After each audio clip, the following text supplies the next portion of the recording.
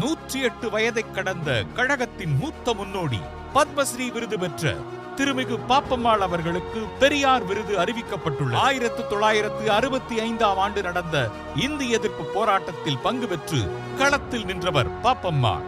1962ஆம் ஆண்டு முதல் நடந்த அனைத்து தேர்தல்களிலும் கழக வேட்பாளர்களுக்காக வாக்கு சேகரித்து வெற்றிக்காக பணியாற்றியுள்ளார்.